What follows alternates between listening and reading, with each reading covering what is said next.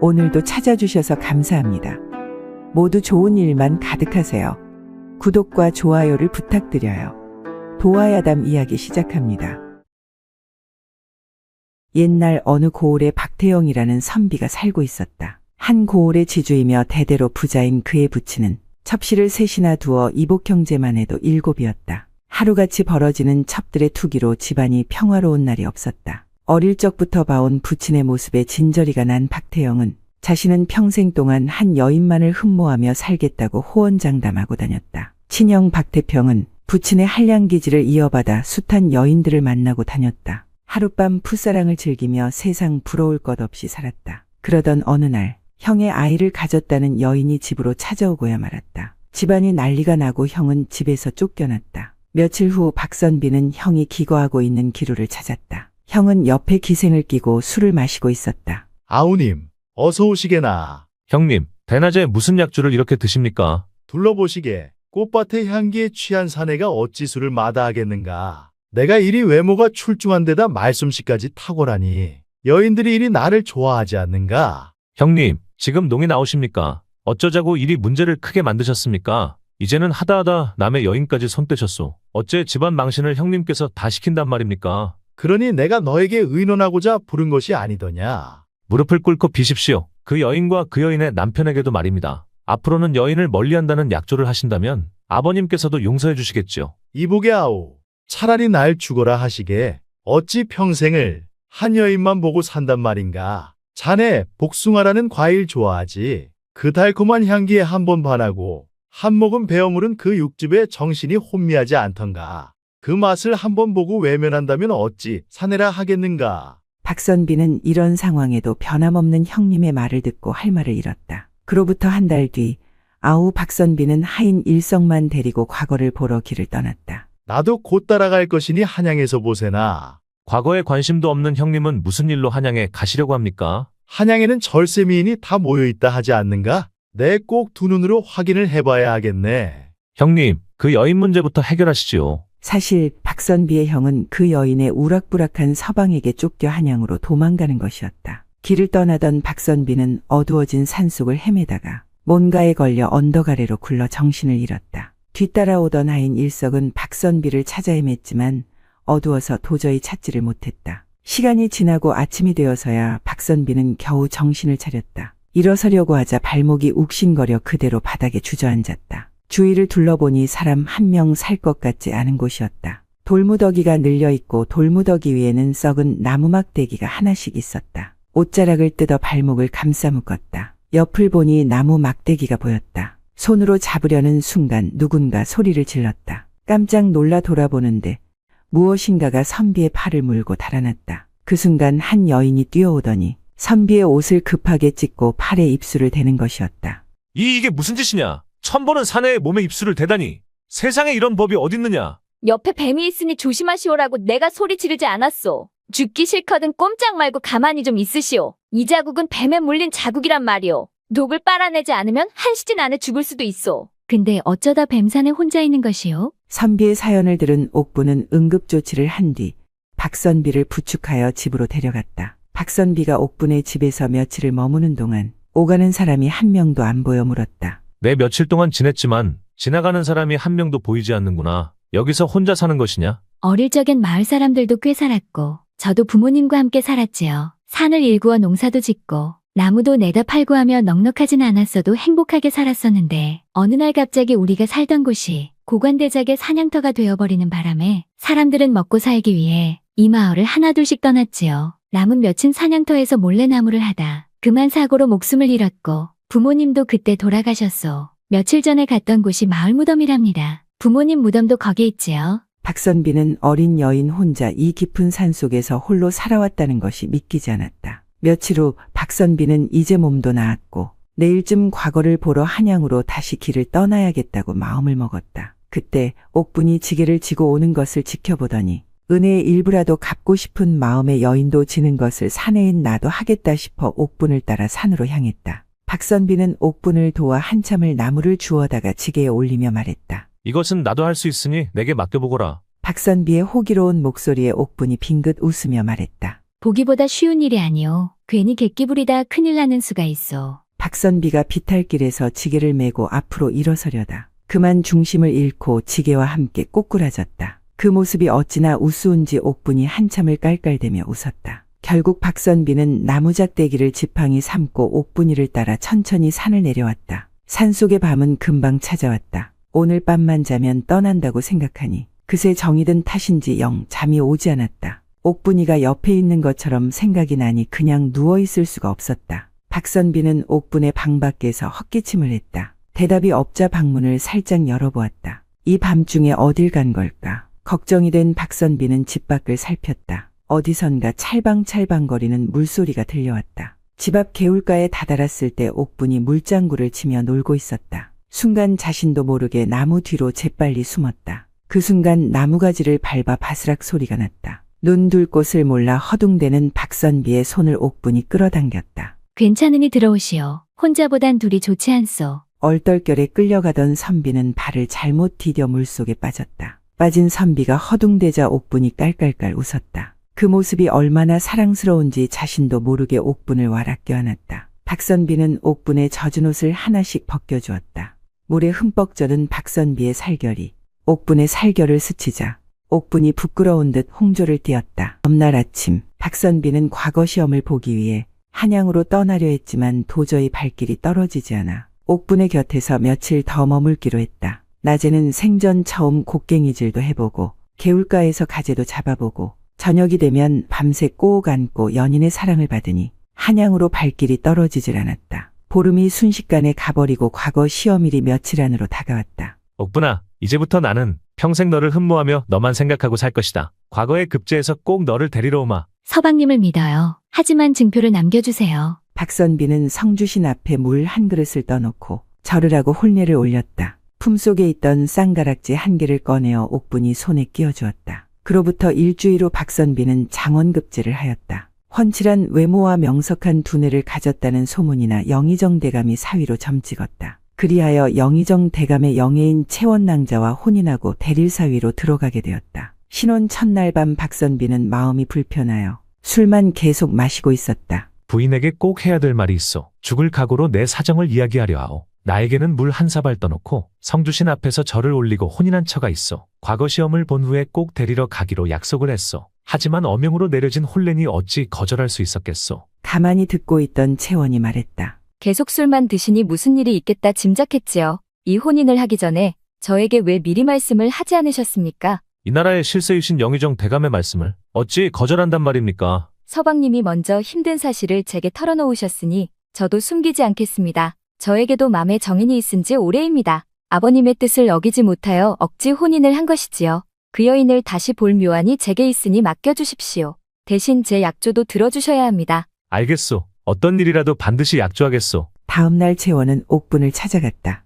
여기가 박선비님 댁이요? 그렇소. 어떻게 오시었소? 채원의 이야기를 전해 들은 옥분은 말없이 눈물을 뚝뚝 흘렸다. 며칠 후 박선비는 퇴청하여 처소에 들어섰다. 서방님께서는 오늘부터 별당에서 주무십시오. 그것이 저희 조건입니다. 박선비는 별당으로 들어섰다. 옷을 벗고 잠자리에 누웠다. 그 순간 부드러운 여인의 손길이 느껴지더니 박선비의 품을 파고 드는 것이었다. 깜짝 놀라 촛불을 켰더니 옥분이 쳐다보며 싱긋 웃었다. 박선비는 옥분의 두 손을 꼭 잡았다. 어찌 된 것이냐? 여긴 어떻게 들어왔느냐? 서방님 사정을 전해 듣고 채원아 씨의 몸종으로 들어왔소. 밤에만 선비님을 만날 수 있도록 아씨와 약조됐지요. 박선비는 밤마다 옥분이와 부부의 사랑을 나누었고 행복했다. 하지만 대감이 알게 될까 늘 노심초사했고 부인에게 불안한 마음을 말했다. 부인, 도저히 안 되겠소. 부인과 약조는 하였으나 이것 또한 도리가 아닌 듯하니 이 집을 나가겠소. 서방님, 그건 안 됩니다. 아버님이 아시면 집안을 망신시킨 저도 서방님도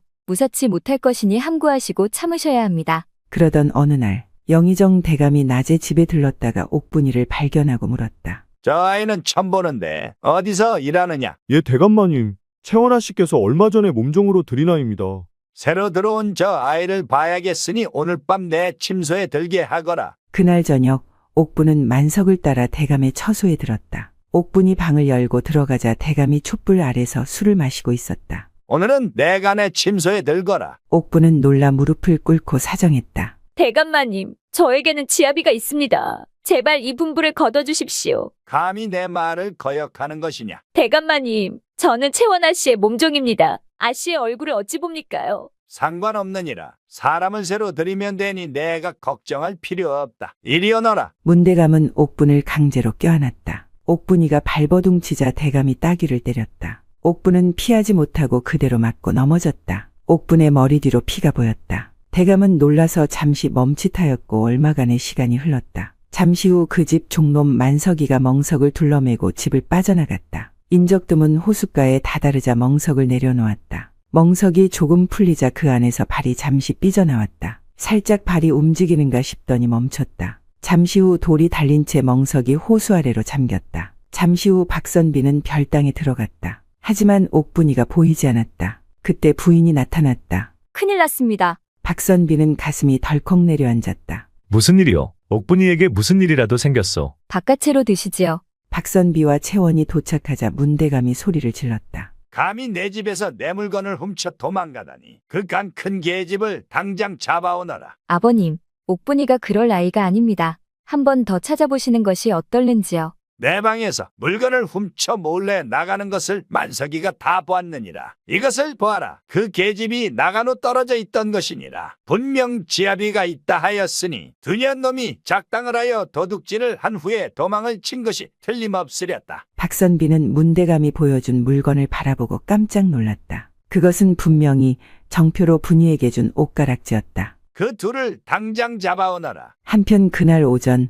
한양에 도착한 박태평은 기생을 옆에 하나 끼고 저작거리를 지나고 있었다. 그때 웬 거지가 다가와 무릎을 꿇고 울먹였다. 그 거지는 하인 일석이었다. 주막에서 국밥 한 그릇을 허겁지겁 먹은 일석은 박선비 태영과 헤어진 그간 사정을 얘기했다. 그때 가만히 듣고 있던 기생 초연이 말했다. 나리, 얼마 전에 어린 나이로 장원급제하여 영의정 대감의 대릴사위가 된 분이 있지요. 그분이 박선비랍니다. 혹 그분이 나리의 동생분은 아닐런지요. 내 아우의 학문이면 능히 그럴만하지. 한양이 멀다 하지만 아우의 혼인 소식을 지금에야 듣게 되다니. 혹시 모르니 내가 한번 찾아가 봐야 되겠구나. 아우가 선택한 여인의 용모가 너무 궁금하구나. 이리 오너라. 니시오? 나는 이댁 사위 박태영의 형이 되는 사람이니라. 아우를 만나러 왔네. 이보시오. 여긴 영의정 대감댁이오.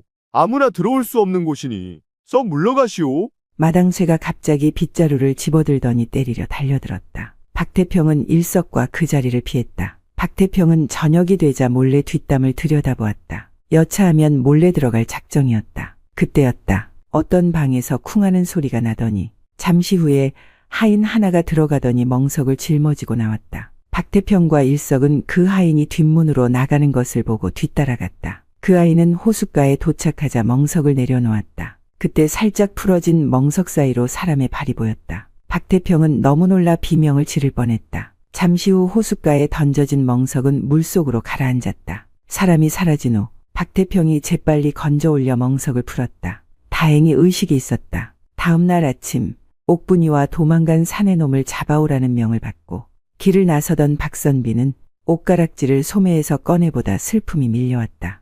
그때 옷가락지를 보던 박선비는 깜짝 놀랐다. 옷가락지에 미세하게 핏자국이 묻어 있었다. 뭔가 이상하다는 것을 느낀 박선비는 길을 떠나려다 말고 채원을 찾았다. 부인, 뭔가 이상하지 않소? 무엇이 이상하단 말씀이시오? 박선비는 피 묻은 옷가락지를 보여주었다. 아무래도 옥분이 여기서 화를 당한 것 같소. 별채를 한 번도 벗어나지 않은 옥분이 왜 바깥채에 갔는지 의문이 드오. 부인이 그 사정을 안다면 내게 솔직하게 얘기해 주시오. 잠시 후 대감의 시중을 들다 다른 일을 하게 된 하녀 한 명이 들어왔다. 대감마님께선 보름에 한 번씩 사냥을 하러 가시는데 그날은 사냥터 마을에서 예쁘장한 어린 여자아이를 데려왔었지요. 그 아이가 조금 커면 침소에 들게 하고 시중을 들게 했지요. 지난해까지도 그런 일이 계속되었는데 그날은 만석이를 따라 아씨 몸종이 대감마님 방으로 들어가는 것을 보았습니다요. 대감께서 한 번씩 사냥을 간 곳이 혹시 뱀사골이더냐? 맞다는 하녀의 말을 들은 박선비는 영의정 대감이 옥분의 원수라는 사실을 깨닫고 분노하며 자리를 박차고 일어났다. 채원이 놀라 걱정하며 말렸다. 박선비에게 이대로 이 집을 떠나라고 당부했다. 한편 그 시각 하인 중에 누군가가 영의정 대감의 귀에 속삭였다. 박선비가 별당에 드나들며 옥분이와 정분을 쌓고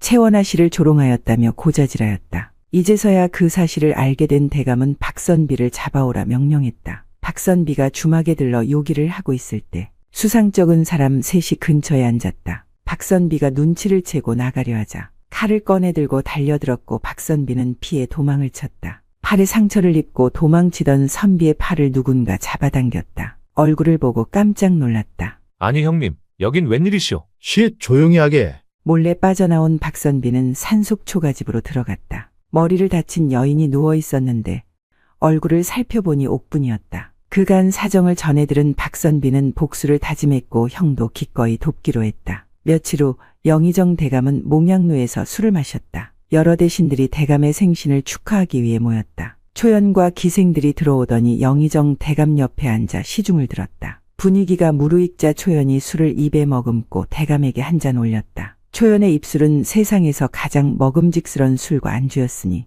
그 입술에 묻은 독은 알아차리지 못하였다. 그날 밤 멍석 하나가 깊은 호숫가에 가라앉고 있었다. 이틀 후 박선비와 옥분은 옥분이가 살던 곳으로 갔다. 박선비는 흩어진 옥분 부모님의 돌무덤을 새로 만들었고 자신의 목숨을 살려준 옥분이의 부모에게 큰절을 하였다. 옥분이만 바라보며 평생을 함께하겠다 다짐하였다. 한편 며칠 후에 영의정 대감의 시신이 발견되었다. 채연은 슬피 울었다. 시신을 옮기던 중에 멍석에서 가락지 한 개가 땅에 떨어졌다. 가락지를 집어든 채연은 깜짝 놀라며 분노했다. 내 이것들을 채연은 옥분이 살던 집으로 하인들을 보냈다. 이미 사라진 박선비와 옥분을 찾지 못하자 그곳에 불을 질렀다. 옥분아, 잃어버린 옷가락지는 내가 더 좋은 것으로 사주마. 대체 그 옷가락지는 어디로 갔단 말이오? 옛날 어느 시골 마을에 물고기를 잡고 농사를 지으며 살아가는 김무생이라는 젊은 어부가 살았습니다. 첫 번째 부인과 혼인을 한 지 3년이 지나도록 아이가 생기지 않자 아들 욕심이 많던 김무생은 첫 번째 부인과 갈라섰습니다. 1년쯤 지난 어느 날 이웃에 사는 친구 박 씨의 소개로 부인을 새로 맞아들였습니다. 어여쁜 처녀 하나가 보따리 하나를 가슴에 안아들고 박 씨의 뒤를 따라 집 안으로 들어왔습니다. 김 씨는 그 처녀를 보고 한박 웃음을 지었습니다. 얼굴만 예쁜 게 아니라 그것도 커니 자식도 잘 낳을 것 같았습니다. 밤이 되어 김 씨는 술상을 앞에 두고 합한주를 마셨습니다. 김 씨는 총각 마냥 들떠 그 처녀가 주는 술을 계속 받아 마시다 술에 취해 잠이 들고 말았습니다. 아침이 되자 김 씨가 벌떡 일어났습니다. 어젯밤에 첫날 밤을 치렀는지 도저히 생각이 나지 않았죠. 옆을 돌아보니 부인이 수줍은 듯 저고리를 입으며 옷고름을 메고 있었습니다. 김 씨는 휘파람을 불며 아침 먹기 전에 밭일을 나갔습니다. 잠시 후 김 씨의 집 쪽문이 열리고 이웃에 사는 박 씨가 기웃거리며 집으로 들어왔습니다. 김씨 있는가? 박 씨는 집안을 살피더니 인기척이 없자 안방문을 살며시 열었습니다. 안방에는 김 씨 부인이 엎드린 채 방바닥을 수건으로 문지르며 청소를 하고 있었습니다. 김 씨 부인은 누가 왔는지도 모르고 엉덩이를 이리저리 흔들어대며 청소를 했습니다. 한껏 욕정을 푼 박 씨는 허겁지겁 옷을 추스리고 손에는 낫을 하나 들고 급히 쪽문을 나왔습니다. 자네, 아침부터 우리 집엔 웬일인가? 이제 오는가? 자네한테 낫 좀 빌리러 왔네. 우리 집 낫이 무뎌서 쓸 수가 있어야지. 자네 부인에게 빌렸으니 나 먼저 가네. 김 씨는 아침밥을 서둘러 먹고 고기를 잡기 위해 바다로 나갔다가 한참이 지나 동네 어구로 다시 들어왔습니다. 김 씨는 주위를 두리번거리더니 소쿠리에 잡은 물고기들을 담았습니다. 위에는 해초를 덮어 안 보이도록 했지요. 집으로 가려면 이 씨 집 앞을 지나가야 했습니다. 이 씨 부인을 피하고 싶은 마음에 조심조심 걸어서 지나갔지요. 이 씨 부인은 소문을 잘 내고 이웃을 이간질하여 싸움을 붙이는 입버릇이 아주 나쁜 사람이었습니다. 이 씨 집 앞을 지나 서둘러 가는데 이 씨 부인이 나타났습니다. 김씨, 오늘 고기 좀 잡았어? 서쿠리 보니 오늘도 많이 잡은 모양이요. 일이 부지런하니 곧 부자 되겠소. 많이 잡긴. 요즘은 먹고 죽을래야 먹을 고기가 없어. 김 씨는 쪽문을 닫고 서둘러 집 안으로 들어갔습니다. 김 씨 부인이 나와 반갑게 맞이했습니다. 수고 많으셨소. 이 씨 부인은 쪽문 앞까지 따라오더니 주위를 서성거리고 있었습니다. 생선 한 마리 줄 모르는 짠내나는 자린고비 같으니라고. 날일이 무시하고도 잘 사나 두고 보자. 담 밑에 귀를 쫑긋 세우더니 안에서 무슨 소리 하는지 엿듣고 있었습니다. 이 씨 부인의 행동이 얄미운 김 씨는 잡아온 오징어를 손질하면서 큰 소리로 말했습니다. 임자, 내 재밌는 이야기 하나 해줄 테니 들어보시게. 옛날에 말이오. 어떤 동네에 못된 짓을 하는 할멈이 살고 있었어. 얼마나 못됐는지 임금님이 손수 벌을 내렸다지 뭐요. 몸을 쫙쫙 씻어서 누나를 싹 다 뽑고 몸통을 갈랐다오. 그래도 분이 안 풀렸는지 내장을 싹 다 빼내고 껍질을 모조리 벗겨낸 다음 칼로 서걱서걱 썰더니 이 소리를 듣고 있던 이씨 부인은 겁을 집어먹고 불이 나게 도망갔습니다. 김 씨는 재밌다는 표정으로 잘게 썬 오징어를 부인에게 맛보여 주었습니다. 며칠 후 점심나절에 박 씨가 김 씨 집으로 찾아왔습니다. 이보게, 김씨 집에 있는가? 박 씨는 집안 곳곳을 살피더니 큰 방문을 살며시 열었습니다. 그곳에는 새벽녘에 일하고 온 김 씨가 드러렁 코를 골며 자고 있었죠. 박 씨는 발소리를 줄여 작은 방으로 몰래 들어갔습니다. 그곳에는 김 씨 부인이 옆으로 누워 선잠에 빠져 있었습니다. 박 씨는 김 씨 부인 옆에 조용히 누웠습니다. 박 씨는 뒤에서 김 씨 부인을 부드럽게 안았습니다. 둘은 소리를 죽여가며 뜨거운 정을 통했습니다. 그때 옆방에서 자던 김 씨가 일어났습니다. 임자, 먹을거리 좀 싸주시게. 바닷일 좀 보고 오겠소. 임자. 김 씨 부인이 대답이 없자 김 씨는 부인을 찾아 부엌으로 갔습니다. 그곳에 부인이 없자 방에서 낮잠이라도 자는가 싶어 작은 방 앞으로 다가갔습니다. 문을 열려고 하자 갑자기 방문이 열리더니 김 씨 부인이 땀을 흘리며 홍조를 띤 채 밖으로 나왔습니다. 부인, 어디 아픈 것이오? 웬 땀을 이리 흘리시오? 방 안이 싸늘하여 겨울 이불을 덮고 잤더니 몸이 더워서 그런지 이렇게 땀이 많이 나네요. 김 씨 부인이 밖을 나오며 급하게 방문을 닫았습니다. 문틈 사이로 이불 속에 숨어있던 박 씨의 발이 보였지만 김 씨는 알아차리지 못했습니다. 김 씨는 부인이 싸준 주먹밥 1개와 감자 2개를 들고 바닷가로 향했습니다. 김 씨가 나간 후 박 씨는 안도의 한숨을 쉬며 호미 하나를 들고 김 씨 집을 나섰습니다. 다음 날 김 씨는 황당한 일을 겪었습니다. 김 씨가 밭에 심은 곡물을 저작거리에 가서 팔고 집에 왔더니 홍 씨가 집 앞에서 기다리고 있었습니다. 김씨, 자네 오늘 장시에 다녀왔는가? 그렇소. 그건 왜 물어보시오? 자네, 콩도 팔았는가? 콩을 팔던 팥을 팔던 무슨 상관이요? 네, 분명 자네 밭에 콩 심은 것을 본 적이 없는데 콩을 어디서 나서 팔았는가? 듣자니 밤마시를 자주 다닌다던데 뭐라도 훔치러 다니는 겐가? 우리가 하루 이틀 본 사이도 아닌데 무슨 근거로 날 도둑으로 모는 것이오? 없어진 콩이라도 있는 것이오? 이씨 부인한테서 분명히 들었네. 자네가 저작거리 가기 전날 우리 집 앞을 서성이는 것을 분명히 봤다고 했네. 김 씨는 속에서 우라가 치밀어 씩씩거리며 이씨 부인을 찾아갔습니다. 이보시오. 내가 홍씨 집에서 콩 훔치는 것을 봤소? 날 도둑으로 모는 이유가 뭐요? 입이 있으면 말 좀 해보시오. 세상에 이런 법이 어딨소? 난 김 씨가 훔쳤다고는 안 했소. 내가 오가며 김 씨네를 살펴보니 밭이고 어디고 콩을 본 적이 없어. 그러면 뻔한 것 아니요. 나 참 기가 막히네. 지금껏 이씨 부인이 소문을 날라 이웃을 이간질했어도 좋은 게 좋다고 입국 닫고 참았소. 그런데 날 도둑으로까지 만들어야 속이 시원하겠소? 더 이상 나도 못 참겠소. 김 씨, 사람 그렇게 안 봤는데 너무하는 것 아니요? 새벽마다 그렇게 싸돌아다니면서 부끄럽지도 않소. 도둑질이 아니면 계집질이라도 하러 다니는 것이요? 사내가 남의 물건이나 훔치러 다니니 여편 내가 대낮에 사내를 집으로 끌어들이지. 이씨 부인이 막말을 해대자 김 씨는 화가 머리까지 치밀어 이씨 부인의 물건을 내동댕이 쳐버렸습니다. 말이 통하지 않는 사람과 얘기해봐야 손해라는 것을 모르지 않았지만 화가 나서 참을 수가 없었습니다. 다음 날 새벽 김 씨는 물고기를 잡으러 간다며 집을 나섰습니다. 김 씨 부인이 잘 다녀오라며 웃으며 배웅해 주었습니다. 물고기를 잡기 위해 그물을 끌어올리던 김 씨는 이씨 부인이 한 말 때문에 일에 집중을 할 수가 없었습니다. 머릿속에 한번 들어온 그 말은 설마가 의심이 되었고 급기야 그놈이 누군지 알아야 했습니다. 김 씨는 일을 제쳐두고 서둘러 집으로 갔습니다. 쪽문을 열자 삐걱하고 소리가 났습니다. 그때 부엌에서 박 씨가 손에 칼을 들고 나왔습니다. 자네가 이른 아침에 무슨 일인가?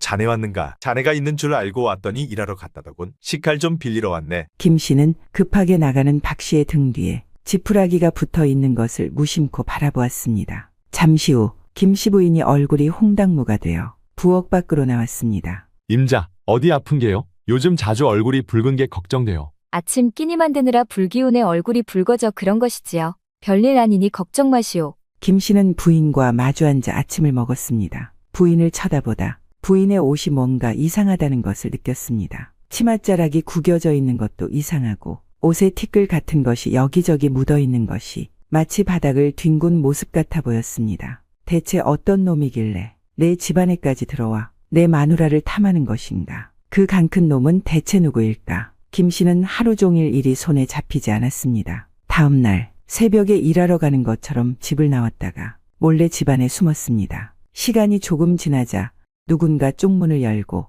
집 안으로 들어왔습니다. 김 씨 부인이 부엌으로 들어가자 그 사내도 부엌으로 따라 들어갔습니다. 박 씨는 김 씨 부인을 눕혀놓고 지푸라기로 목덜미를 간지럽혔습니다. 김 씨 부인이 기분 좋은 듯 미소를 지으며 얕은 신음소리를 내기 시작했습니다. 김 씨 부인의 자지러지는 신음소리는 부엌문을 넘어 김 씨의 귀에 꽂혔습니다. 김 씨는 슬금슬금 부엌으로 다가갔습니다. 작은 구멍 사이로 마누라와 사내가 그 짓을 하는 것을 쳐다보았습니다. 김 씨는 분노를 참으며 어떻게 복수를 할지 생각했습니다. 다음 날 저녁 김 씨는 맛있는 생선을 구워 한 상을 차린 후 박 씨를 초대했습니다. 박 씨가 쪽문을 열고 들어오는 소리가 나자 김 씨는 기다렸다는 듯 아내의 옷고름을 풀었습니다. 박 씨는 방 안에서 들리는 신음 소리에 당황해하며 서 있었습니다. 김 씨가 부인을 안은 채 문을 열었습니다. 자네 왔는가? 잠시만 기다려 주시게. 신혼이 아닌가? 금방 끝내고 나가겠네. 방 안에선 남녀의 정통하는 소리가 낯뜨겁게 울려 퍼졌습니다.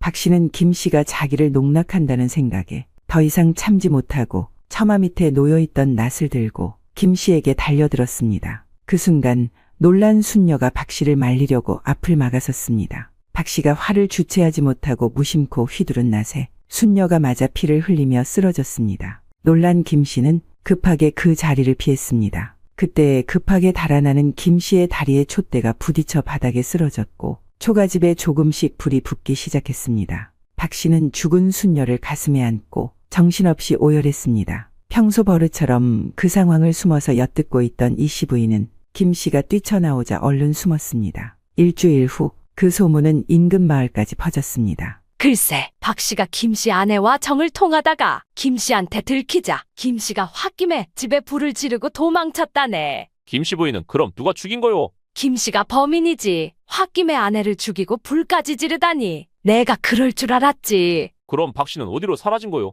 김 씨가 아내를 죽였다는 소문이 돌면서 김 씨는 집으로 돌아갈 수가 없게 되었습니다. 산속의 조그만 동굴에서 숨어 살던 김 씨는 이 모든 것의 원흉은 이 씨 부인의 나쁜 입에서 비롯되었다고 생각했습니다. 김 씨는 이를 갈며 복수를 다짐했지요. 이 씨 부인은 아침이 되자 여느 때처럼 마을 주위를 어슬렁거렸습니다. 오늘은 어떤 일이 일어날까 궁금해 죽겠다는 표정으로 어떤 집의 담 앞으로 걸어갔습니다. 마치 도둑고양이처럼 살금살금 앞발을 들고 귀를 뾰족하게 치켜세워 말소리에 귀를 기울였지요. 임자, 오늘도 황금 한 덩어리를 캐왔소.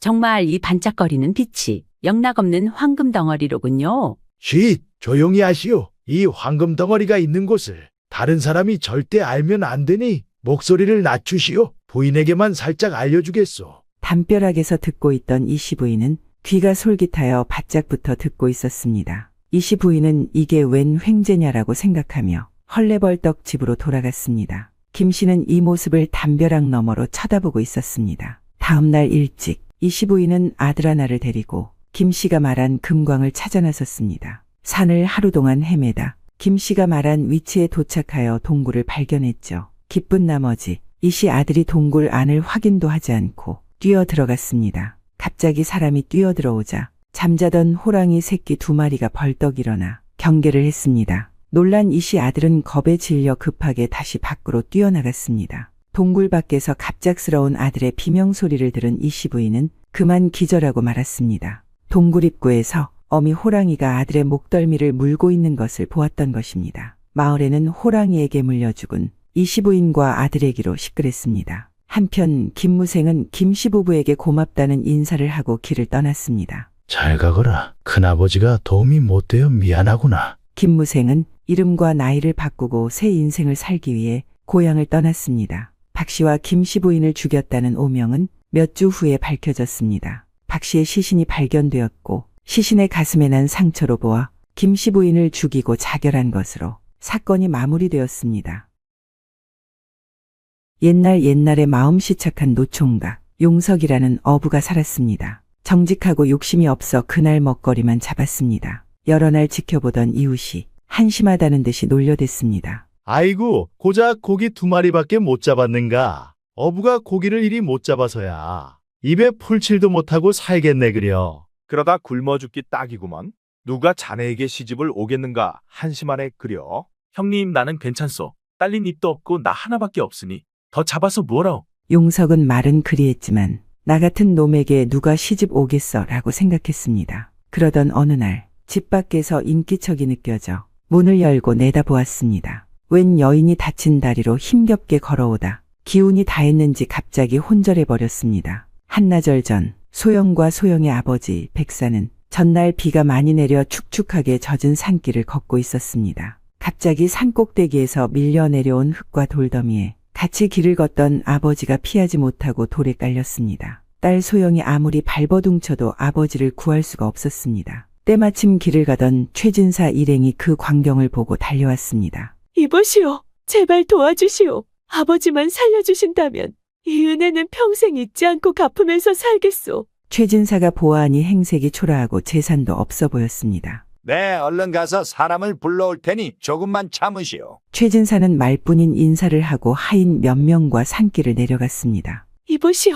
같이 있는 이들이면 충분히 아버지를 구할 수 있지 않소. 제발 부탁이니 도와주시오. 나는 본디 장사꾼이요. 약속 시간이 지체되면 이 물건들 값을 제대로 받지 못하니 그 손해를 어떡한단 말이오. 아버지께서 점괘를 잘 알아맞히는 능력이 있으니 살려만 주신다면 큰 부자가 될 수 있는 점괘를 주실 거요. 최진사는 부자가 되는 점괘를 알려준다는 말에 마음이 솔깃하여 하인들을 시켜 아버지를 구해주었습니다. 이 은혜는 꼭 갚겠소. 아버지 다리가 나으시면 며칠 안으로 꼭 찾아가겠소. 그럴 필요 없어. 우리 집에 아는 의원이 있으니 부치는 그리로 모시겠어. 부자가 되는 점괘라니 얼마나 흥미로운가. 최진사는 성격이 급하고 손해보는 것은 딱 질색이라 다리를 다친 소영의 부친을 데려가려고 했습니다. 소영이 막아서자 최진사의 안색이 변하였고 그 옆에 서 있던 하인이 칼을 휘둘렀습니다. 소영은 부상을 입고 강으로 굴러떨어졌습니다. 소영은 고통스러운 듯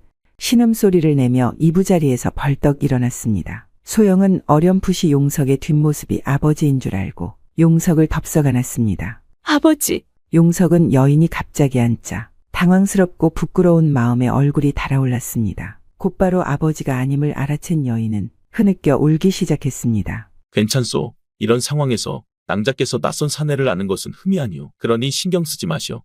대체 무슨 일이 있었던 것이오? 소영은 그동안 사정을 이야기해 주었습니다. 용석은 소영을 불쌍히 여겨 아버지를 찾을 때까지 집에 머물도록 해주었습니다. 사연이 참 딱하구려. 당장 갈 곳도 없는 것 같으니 낭자의 아버지를 찾을 때까지 여기에 머물러도 좋소. 참으로 인정이 많으신 분이군요. 내 생명의 은인이시니 그 은혜를 꼭 갚고 싶소. 소원 하나를 말해보시오. 용석은 처음 본 여인에게 소원을 말하는 것이 바른 일이 아니라는 생각이 들어서 말하지 않았습니다. 다만 살림살이가 나아지고 예쁜 여인과 혼인하는 것이라고 속으로만 생각했습니다. 하지만 그 여인은 용석의 마음을 알아들은 듯 미소를 지었습니다. 다음 날 아침 용석이 고기를 잡고 집으로 돌아오는데 혼자 살던 자신의 집 굴뚝에서 연기가 나는 것을 발견하고 놀라서 뛰어들어갔습니다. 방 안에는 소영이 한상 가득 밥상을 차려놓고 기다리고 있었습니다. 용석은 기뻐하며 소영이 차려준 음식을 맛있게 먹었습니다.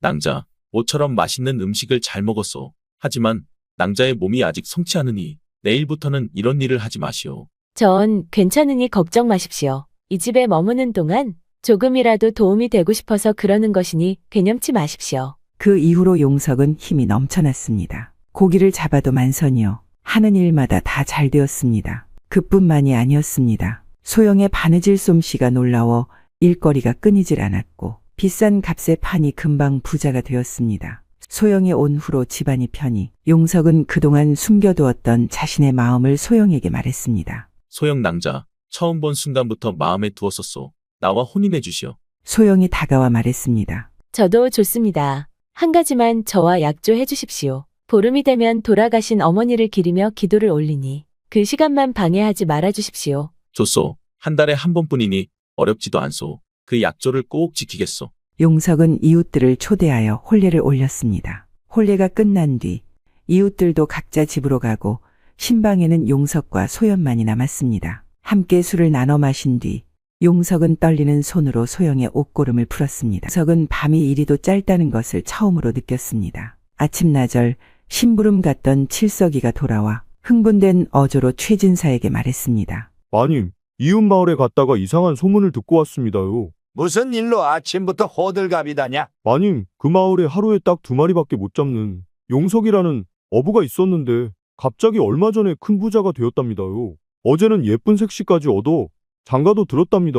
마음씨가 착해서 복받았다고 사람들 소문이 자자합니다요. 그 집에 사람이 잘 들어온 모양이구나. 최진사는 애써 아무렇지 않은 듯 말하고 지나갔지만 별 볼 일 없던 용석이 예쁜 색시와 혼인하고 하루아침에 부자가 된 것이 수상하고 배가 아파 몇 날 며칠을 잠을 이루지 못했습니다. 그러던 어느 날 갑자기 의심 가득한 얼굴로 급히 사당에 있는 별채 안으로 들어갔습니다. 별채 안으로 들어가니 새끼줄로 둘러친 원 속에 한 남자가 앉아 있었습니다. 새끼줄에는 부적이 여러 개 붙어 있었습니다. 이웃 마을에 벼락부자가 한 명 있다는구나. 어제는 예쁜 여인과 혼례까지 올렸다는데 혹시 아는 사람이더냐? 나는 모르는 일이요. 거짓말이 드러나면 당장 너의 목을 칠 것이다. 소영의 아버지 백산이 돌에 깔려 다쳤던 그때 최진사는 집으로 데려와 치료를 해주었습니다. 그러나 이틀이 지나자 본색을 드러내었습니다. 이제 너의 능력을 보여다오. 어서 나를 부자로 만들 점괘를 보이거라. 백산이 아직 몸이 완전히 낫지 않았다면서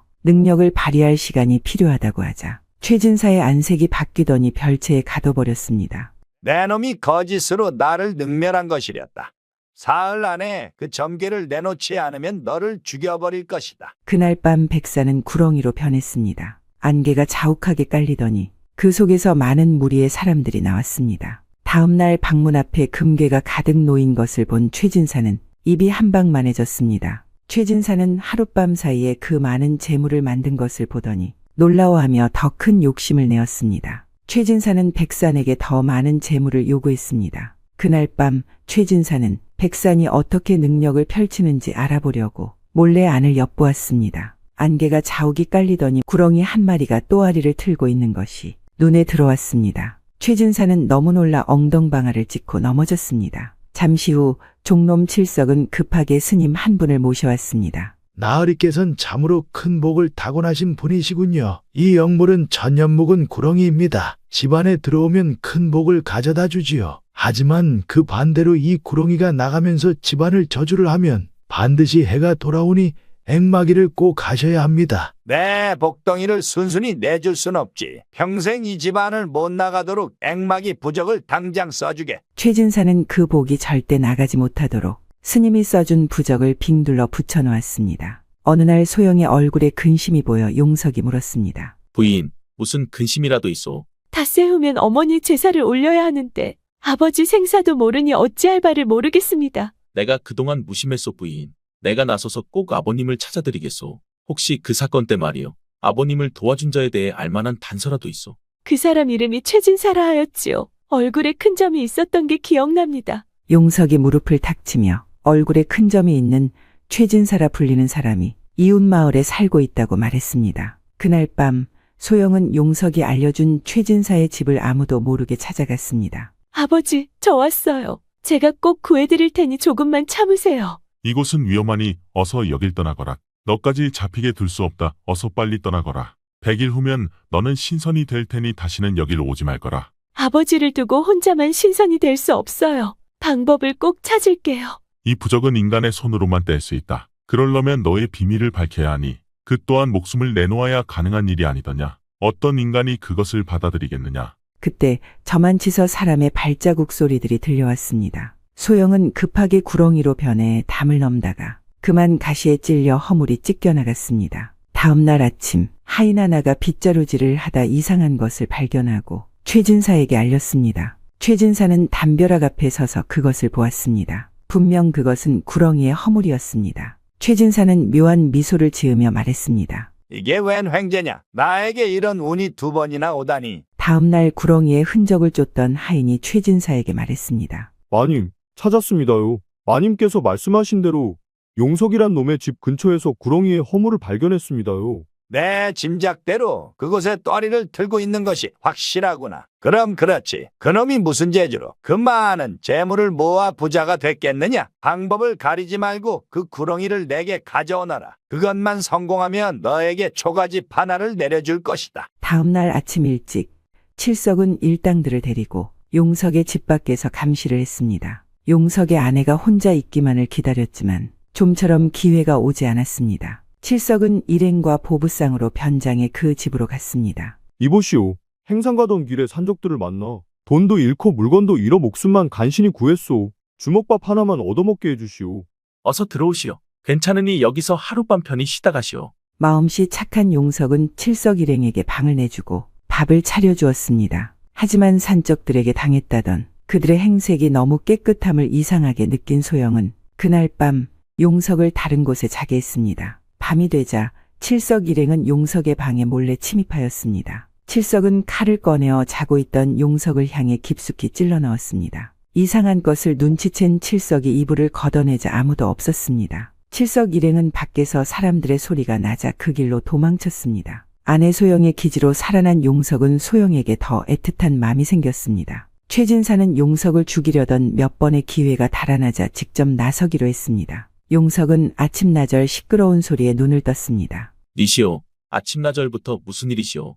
영겁산의 승려 재활이라 하오. 지나가던 길에 이 집에 요상한 기운이 흘러 주인장에게 알려주려 왔소. 그 요상한 기운을 빨리 퇴치하지 못하면 당신과 앞으로 태어날 당신 아들은 그 기운에 잡아먹혀 곧 죽게 될 것이오. 용석은 요상한 기운이 감돈다는 말에 무서워 물었습니다. 대체 그게 무엇이란 말이오? 이 집에 여물인 큰 구렁이가 살고 있어. 내가 방도를 알려줄 테니 내가 시키는 대로만 하면 살 것이오. 대체 그 구렁이가 어디에 있단 말이오? 곧 알게 될 테니 내가 일러준 방법을 그대로만 하시오. 승려는 방법을 알려주고 그 집을 떠났습니다. 며칠 후 보름달이 떴습니다. 용석은 승려가 알려준 대로 안방의 이부자리 밑에 부적을 한 장 숨겨두고 한 장은 허리춤에 넣어 두었습니다. 그리고 숨어서 방을 엿보고 있었습니다. 여물인 그 구렁이는 보름달이 뜨면 그 기운을 받기 위해 본래의 모습으로 돌아옵니다. 변하는 그 짧은 순간엔 힘이 약하니 꼭 그 순간을 넘기지 말고 이 부적을 붙이시오. 그런 후에 날 부르면 내가 처치하겠소.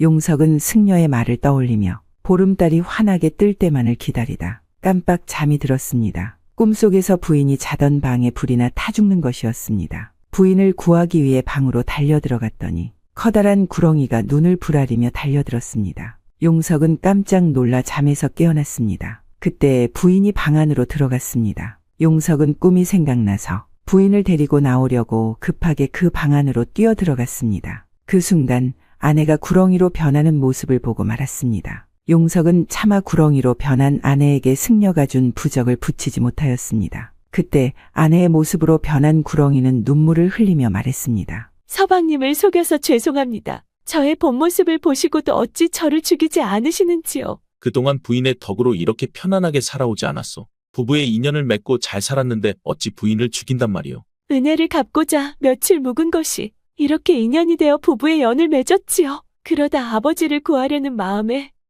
서방님을 계속 속여왔습니다. 부디 저를 용서해 주세요. 괜찮소 부인. 부인 덕에 이리 호강하며 살지 않았소. 내가 꼭 당신 아버지를 구해주겠소. 내가 어찌하면 되는지 알려주시오. 며칠 후 최진사는 제사 준비를 하느라 집안이 분주했습니다. 구렁이 덕에 나날이 집안이 번창하니 그것이 다 조상 덕이라 믿었지요. 온갖 진귀한 음식을 준비하고 정성을 들였습니다. 용석은 나이든 어부로 변장하여 최진사 집으로 들어갔습니다. 마님, 이웃마을에서 갓 잡아온 생선이 도착했습니다요. 어쩔 값쇼? 값은 모레 젖을 터이니 광에 넣어두거라. 칠석의 안내를 받은 용석은 생선이 담긴 수레를 끌고 광으로 갔습니다. 용석은 물건을 두고 나오며 뒷간이 어딨냐고 물었습니다. 용석은 뒷간을 찾는 척하며 최진사의 별채로 들어갔습니다. 별채에 있는 사당 안으로 들어가자 한 남자가 꿈쩍도 하지 않고 앉아 있었습니다. 아내 소영의 부친임을 알고 다가갔습니다. 용석이 부적을 하나씩 떼어내자 그 남자의 몸이 조금씩 움직이기 시작했습니다. 잠시 후 뒷간에 간다던 용석이 없어진 것을 발견한 칠석은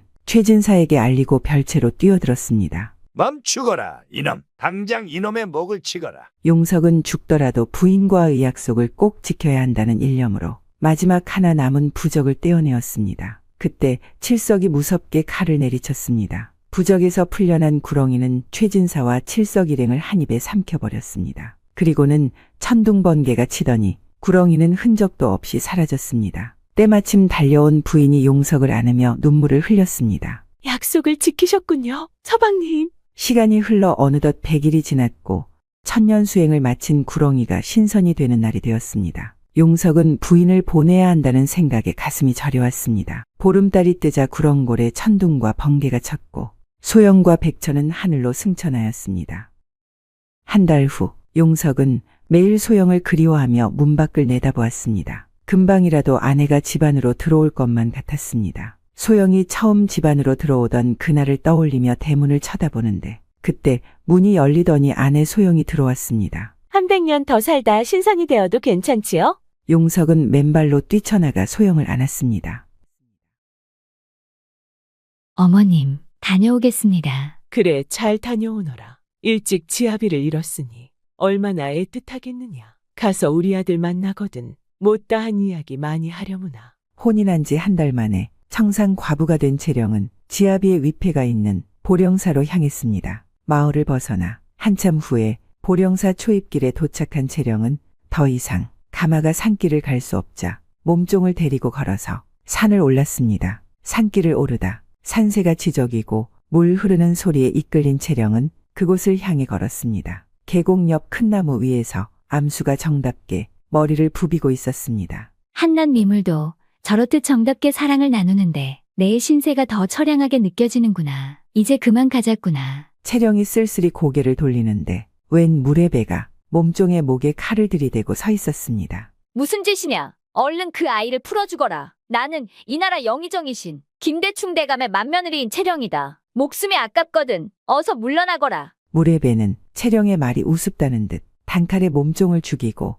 다가왔습니다. 잘 듣거라. 너는 지아비를 못 잊어 스스로 자결하는 것이다. 고결한 정절을 지킨 너는 연료로 이름이 날 것이니 억울해하지 말거라. 지아비를 따라 죽는 것은 아녀자의 도리이니 곧 그리운 지아비를 만나 회포를 풀거라 라고 전하라 하시옵소. 그럼 잘 가시오. 채령은 무례배가 휘두르는 칼에 계곡 아래로 떨어졌습니다. 마님, 처리하였습니다. 지아비를 못 잊어 슬퍼하시다가 스스로 계곡에서 자결하셨습니다. 그래, 수고하였네. 대성은 땀을 뻘뻘 흘리며 도끼로 나무를 베고 있었습니다. 그러다가 갑자기 나무의 그루터기에 털썩 주저앉으며 한숨을 내쉬었습니다. 막세와의 일이 생각났기 때문입니다. 막세, 이게 무슨 일인가? 정신 차리게. 글쎄, 갓나리가 딴 놈한테 시집 갔네. 나 같은 머슴하고는 같이 살 수 없다고 하네. 걱정 말게나. 더 좋은 인연이 나타나겠지. 아닐세, 이번 생은 다 틀렸네. 정남이도 순돌이 아재도 다 버림받았네. 우리같이 없는 놈들은 이제 장가는 다 갔네. 버려진 여인을 주워오면 또 모를까. 잠시 생각에 잠겼던 대성은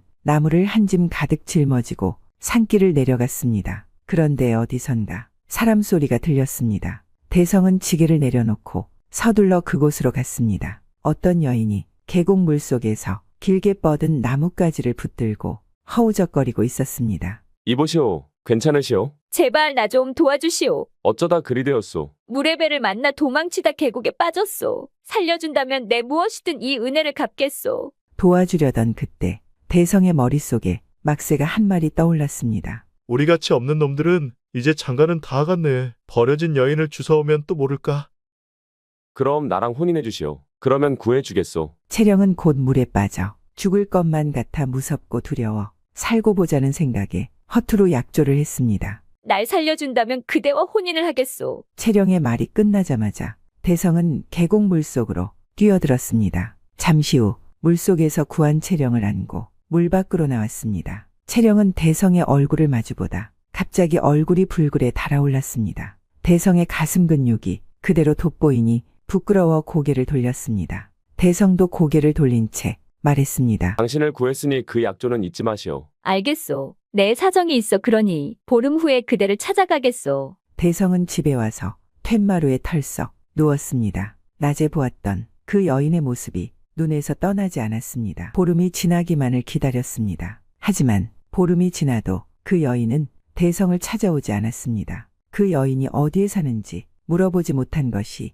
한이었습니다. 대성은 몇 날 며칠을 그 여인을 찾아다녔습니다. 그러던 어느 날 낙심하며 살던 대성에게 막새는 일거리를 소개해줬습니다. 내가 가기로 한 집인데 어머니가 아프시니 자네가 대신 가주게 그 댁에 마님 혼자 사시니 간섭하는 자도 없을 걸세. 몸이 고달프다 보면 그 여인도 금방 잊게 될 걸세. 알았네. 걱정 말게. 대성은 고개를 몇 개 넘어 막새가 말한 집 안으로 들어갔습니다. 오늘 일하기로 한 대성입니다. 자네가 할 일은 차차 알려주겠네. 먼 길 왔으니 오늘은 푹 쉬게. 다음 날 대성은 산으로 가 나무를 했고 마님의 아궁이에 불을 지폈습니다. 아궁이에 불이 새지자 방 안에 있던 마님이 너무 더워 웃옷을 훌렁 벗었습니다. 문을 살짝 열어 시원한 바람을 맞으며 책을 읽었죠. 그런데 갑자기 불던 바람에 문이 활짝 열리자 화들짝 놀란 마님은 얼른 문을 닫았습니다. 얼떨결에 그 집 마님 얼굴을 본 대성은 깜짝 놀랐습니다.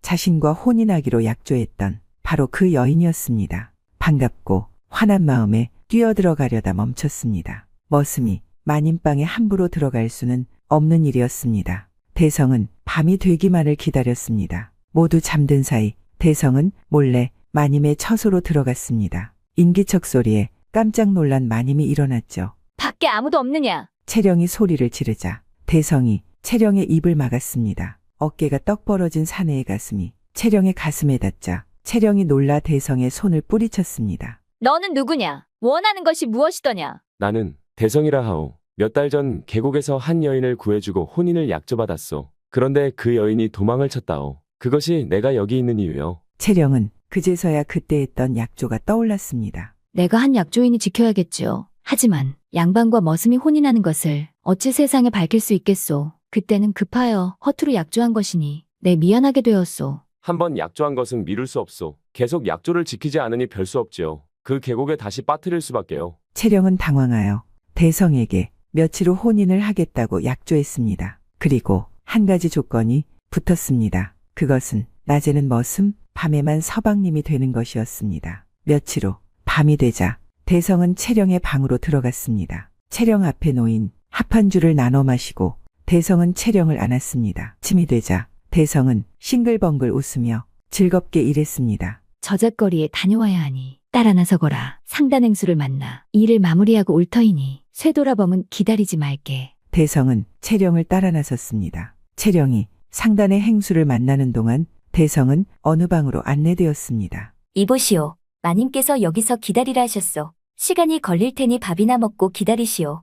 애랑은 늠름하게 생긴 대성 옆을 기웃거렸습니다. 고기 반찬을 수저 위에 올려주며 애교를 부렸죠. 나 혼자 먹을 수 있으니 그만 나가보시오. 무엇보다 나에겐 처가 있으니 엄한 짓은 그만두시구려. 대성의 말에 자존심이 상한 애랑은 입을 삐죽거리며 나갔습니다. 애랑이 나간 뒤에 채령이 들어오자 대성은 채령을 꼭 안으며 말했습니다. 일은 다 마치셨소. 기다리는 동안 보고 싶어 죽는 줄 알았소. 일을 마치고 길을 나서니 밤이 깊어졌습니다. 객사의 방을 하나 얻어 채령이 묵게 되었습니다. 머슴이 마님과 한 방에서 잘 수 없으니 대성은 객사 밖에서 서성거리며 객사의 불이 꺼지기만 기다리고 있었습니다. 그때 객사의 불이 꺼지자 웬 칼든 사내가 침소로 들어가는 걸 보았습니다. 찾았다. 물의 배가 달려들어 죽이려던 그 순간 방문이 휙 열리고 대성이 뛰어들어왔습니다. 대성이 크게 소리치자 사람들이 웅성대며 다가왔고